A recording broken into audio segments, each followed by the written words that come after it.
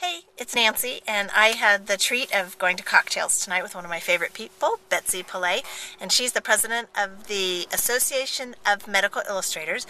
And I thought it'd be interesting to hear her perspective about what's the direction that visual communications is going in the medical community. So I want to introduce you to Betsy. Hello. In her car, so you might hear some trains go by. Yes. But I thought it would be interesting for you to tell us how visual communications in the medical space has been changing and kind of what's on the minds of medical communicators right now.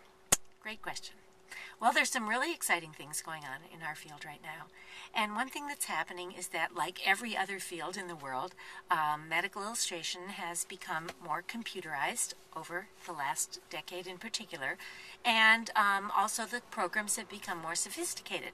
So many illustrators, instead of working with pen and ink or airbrush or other media, are now often working in very complex 3D animation programs and creating some just stupendous and very exciting visuals.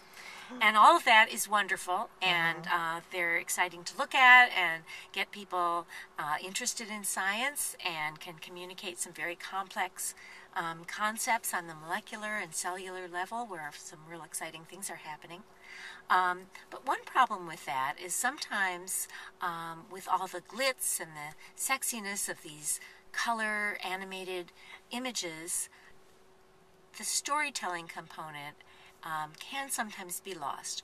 Or another thing I might say is that there are different people who have skills in storytelling versus the people who have skills in creating those 3D animations. So the people that dig into the tools aren't necessarily the same people who can actually deconstruct how a method of action might need to happen. Right, or even talk to the client up front. When you're just starting a project, somebody needs to sit down with a scientist or a medical educator or someone like that who needs a visual created for explaining something.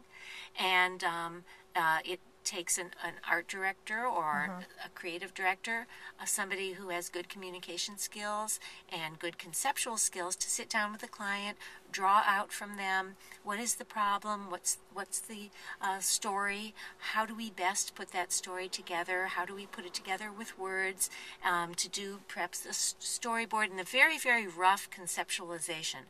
That's one whole part of the storytelling skill. And then, as you know very well, it evolves and develops, and then the back end of it is to finally create that final beautiful visual in color and 3D and motion. But it's a process. And somebody a long time ago, Suzanne West, who was one of the first graphic designers to work with computers, said to me that the problem with computers is it allows you to start at the end. Yeah. And a lot of us still feel like that conceptual part, if there's nothing that beats just taking a pencil and a piece of paper and those little rough, ugly sketches that you draw out to help you conceptualize something. And what's the story? Who are the what are the elements? What are the pieces? How do we start this? What process is that? That's a very different process than putting the final gorgeous piece together at the end. And so I think that our profession now is just facing this challenge of, can one person be expected to do that full spectrum of tasks?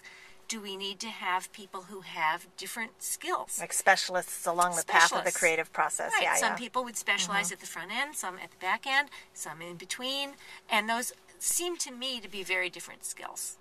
Yeah. And so I think that we need to be sure that when we're encouraging people to come into our profession, that we encourage everybody along that spectrum and don't discourage people who are the good storytellers. Yeah. Because they go, oh, well, I don't want to sit there and just work on computers all day. I like the excitement of learning the science and breaking it down into its components and the challenge of how do you put this into a story? How do you put this into visuals? How do I explain this to somebody? We need people at that front end.